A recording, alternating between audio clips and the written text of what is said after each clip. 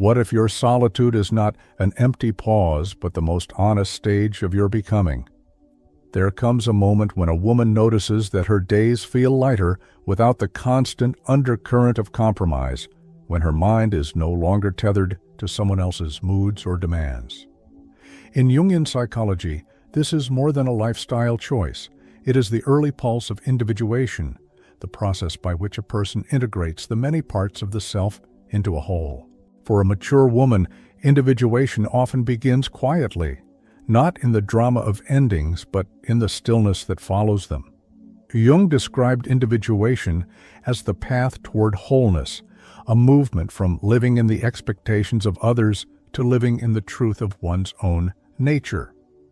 In practical terms, for a woman who has spent decades accommodating partners, children, or societal scripts, individuation is the slow, deliberate reclamation of her own emotional ground. It is in solitude that this shift becomes visible. Away from the noise of daily negotiations, she starts to notice which feelings are truly hers and which were borrowed for the sake of harmony. But solitude is not always the same thing. There is the kind of isolation that feels defensive, walls built high after too many betrayals, doors locked against even the possibility of closeness. This defensive isolation may protect against harm in the short term, but it can also harden into loneliness. In contrast, constructive isolation is chosen from a position of self-trust. It is the deliberate clearing of space to hear oneself think, to feel without interruption, to inhabit one's own company without apology. The difference lies in intention. One hides from life, the other makes room for life to grow. One of the most overlooked truths is that the absence of toxic relationships is not merely a relief, it is a prerequisite for emotional autonomy. When you are still entangled in dynamics that erode your sense of worth, your inner compass spins without finding north. Removing yourself from those dynamics is not an act of bitterness, but an act of preservation. It's like pulling weeds so the soil can finally breathe. Without the constant pull of criticism, manipulation, or indifference, the psyche can begin to reorient itself toward stability and vitality. In this clearing, silence becomes more than the absence of sound. It becomes a tool. Jung spoke often of the symbolic nature of inner space, and silence is one of its most potent symbols. It allows the unconscious to speak in ways words cannot. You begin to notice the rise and fall of your own thoughts, the subtle shifts in your mood, the patterns in your dreams. Silence removes the static of other people's expectations so that your own voice can come through, steady and unmistakable. Physical space mirrors this process. Choosing to live in a way that honors your need for personal space, whether it's a room where no one interrupts you, a morning walk where no conversation is required, or simply time each day when the phone is turned off, becomes a practice of individuation in itself. These boundaries are not selfish. They are the architecture of selfhood. In their presence, you are free to follow the rhythm of your own energy, to notice what nourishes you and what drains you. A woman in this stage begins to realize that being alone is not the absence of connection, but the presence of herself. In the early stages, this can feel unfamiliar, even unsettling, because the habit of defining oneself through others runs deep. But over time, the quiet strengthens her.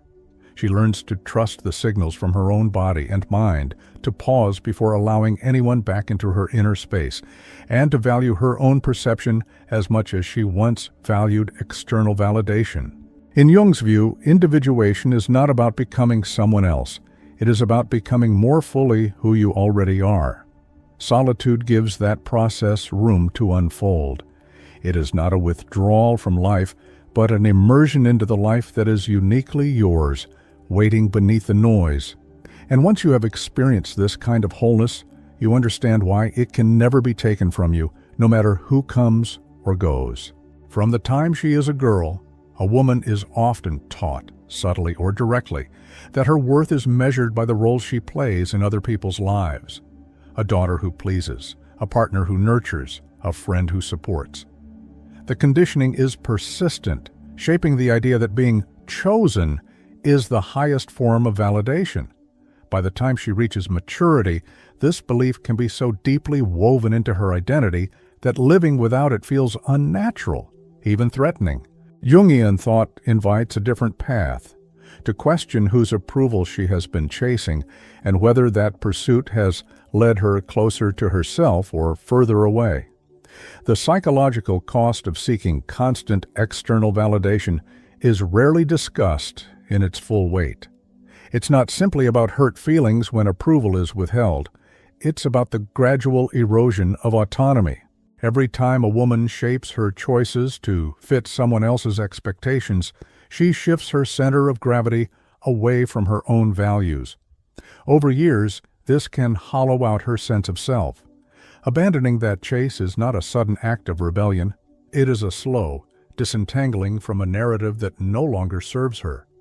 It is recognizing that validation given by others can be withdrawn at any moment, while self-recognition remains steady.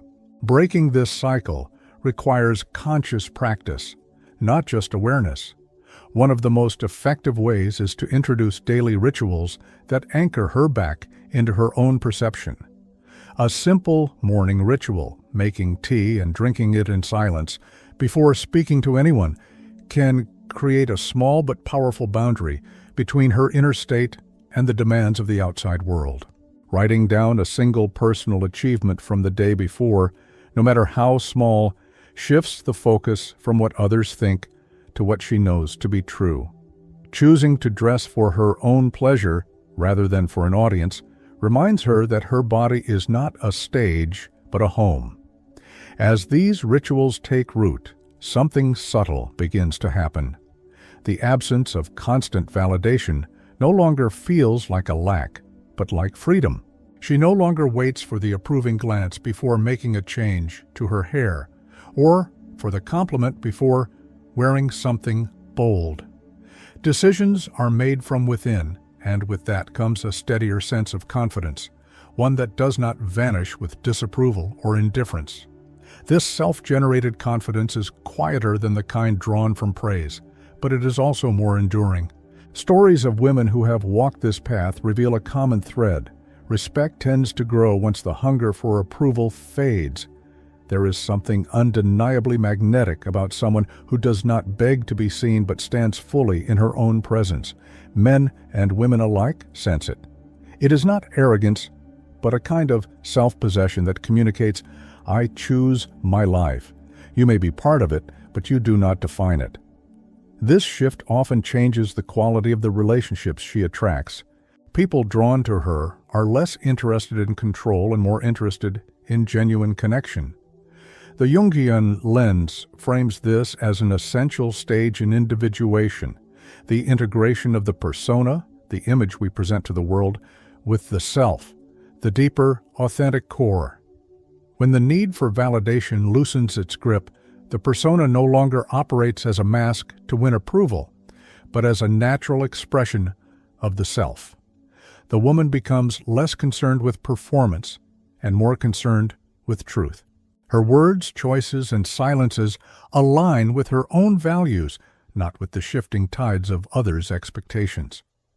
Over time, the abandonment of constant validation does not close her off from relationships. It refines them.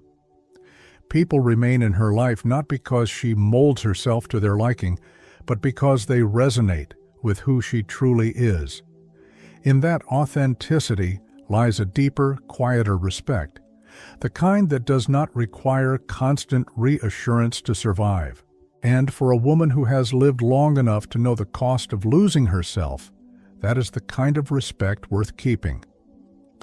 There is a visible difference between a woman whose energy is constantly drained by relationships and one whose vitality remains intact. The first moves through her days as if she is carrying an invisible weight, her creativity dimmed, her patience worn thin. The second seems to have a quiet reservoir she can draw from, a light in her eyes that does not flicker according to someone else's behavior. This contrast is not a matter of luck. It is the direct result of how she chooses to invest her emotional energy. When a relationship begins to erode a woman's vitality, the signs are often subtle at first. She might notice that her laughter feels forced, that her thoughts circle endlessly around someone else's moods, that she wakes each day already bracing for conflict or disappointment. Over time, her body will register the strain, tight shoulders, restless sleep, a dull heaviness in the chest. These are not just physical symptoms, they are signals from the psyche, warning that the balance has tipped from mutual exchange to emotional depletion. Stepping away from such entanglements is rarely easy. Habits of care and attachment run deep, and endings can trigger fears of loneliness. But in Jungian terms, this withdrawal can be understood as a necessary phase of psychic regeneration. Just as the body needs rest to heal a wound, the psyche requires solitude to repair the inner architecture damaged by prolonged stress or neglect. This is not avoidance. It is the deliberate act of creating the conditions in which renewal can occur. In solitude, the energy once spent managing another's needs becomes available for self-discovery. The mind begins to wander in ways it could not when it was confined to survival. Old interests resurface: painting, gardening, writing, traveling. New possibilities appear: enrolling in a class, starting a small business, learning a language. These pursuits are not distractions. They are the reawakening of a woman's creative instincts, the same instincts that are integral to the feminine archetype in Jung's work. When the inner well is replenished, passion flows toward what truly matters rather than being siphoned off to sustain relationships that give little in return. This fertile space is where transformation takes root. Without the constant pull of emotional obligations, the woman begins to sense herself as whole, not because someone affirms it, but because she feels it. She notices that her thoughts have more clarity, her feelings more nuance. Decisions no longer feel like reactions to someone else's behavior, but emerge from her own inner compass. The more she experiences life on these terms, the less she is willing to accept dynamics that demand the surrender of her energy without reciprocity. Jung spoke of the psyche's capacity to renew itself after periods of rupture, likening it to the cycles of nature. Winter may strip the branches bare, but it also readies the ground for spring.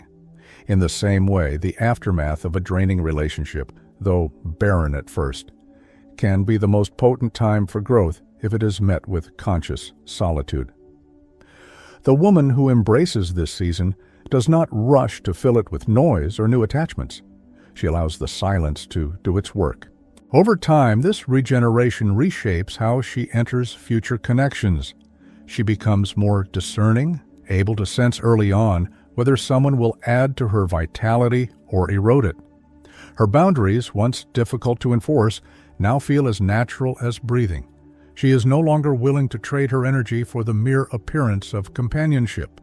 Instead, she seeks exchanges that are balanced, respectful, and nourishing.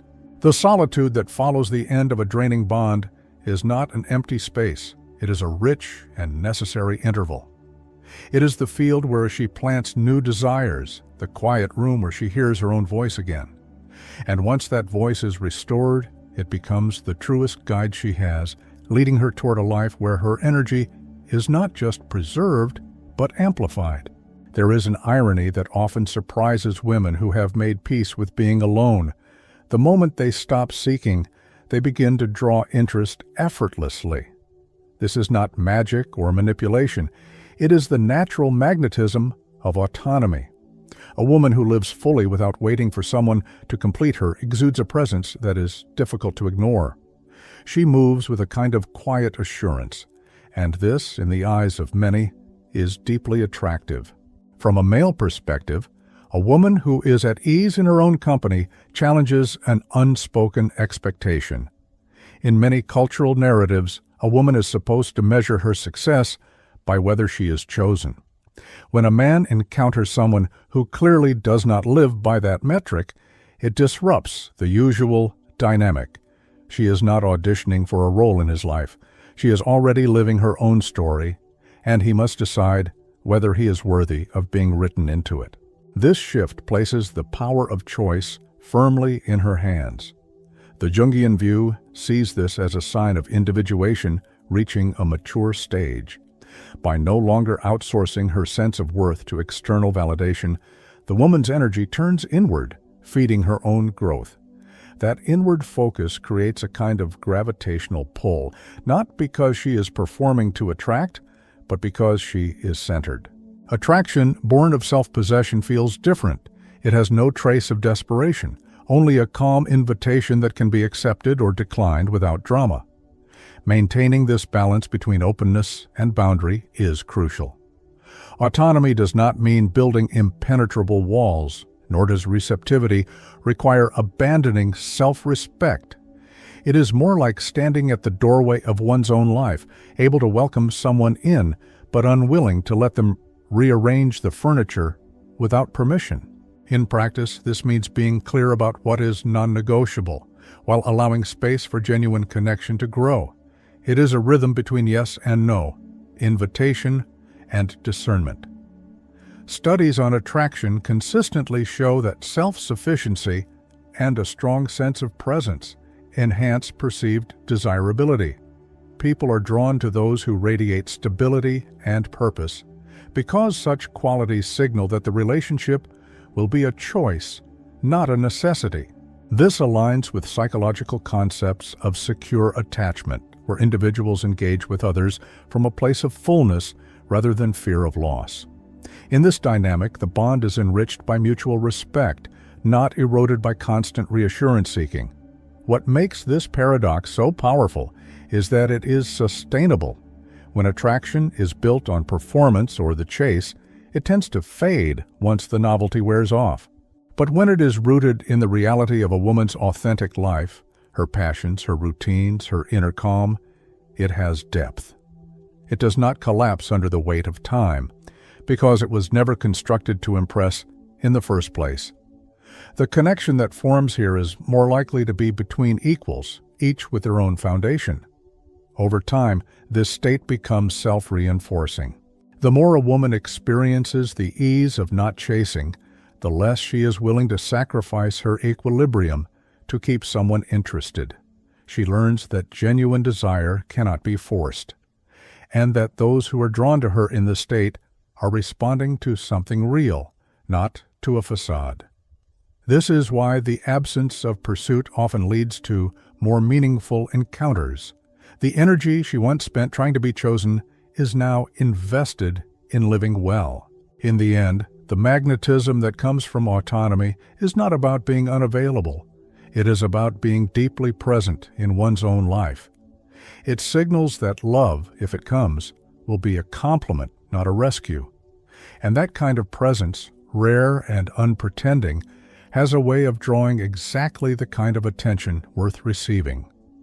Jung often used the image of a house to describe the human psyche, each room representing a different aspect of the self.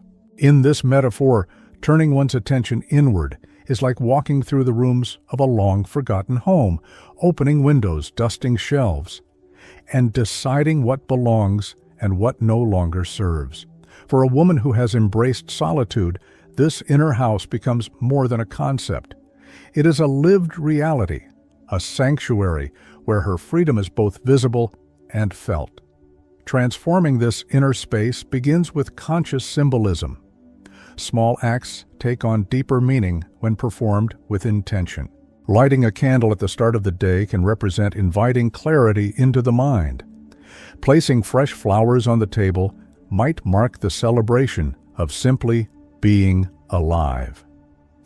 Choosing a chair by the window for morning reflection turns that spot into a personal altar for thought. These are not mere decorations. They are physical anchors for the psychological truth that her life belongs to her.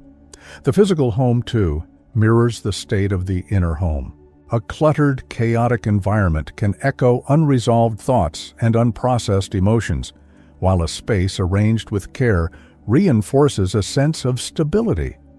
Reorganizing a room, letting go of items tied to painful memories, or creating a corner dedicated to a passion project are tangible ways to align the outer and inner worlds. Each choice becomes a statement. This is my space, shaped by my values and rhythms. Rituals of self-care serve as the maintenance of this temple. They need not be elaborate. A warm bath taken without rush, an evening walk in silence, preparing a meal with care, these moments become the steady heartbeat of her independence.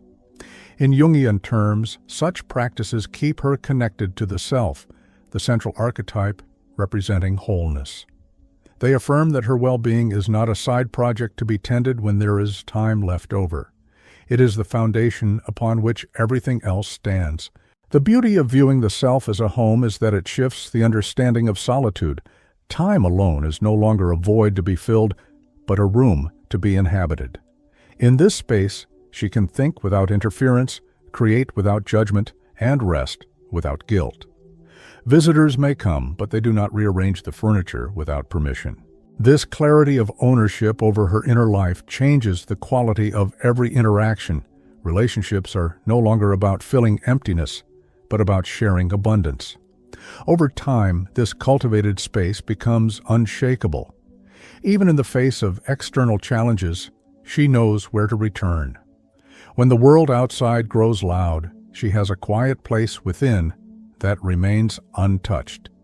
This is the essence of freedom, the knowledge that her center cannot be taken, only strengthened. She carries this sanctuary with her, whether she is in a crowded room or walking alone by the sea. In the end, the house she has built inside herself is not closed to others, it is simply hers first.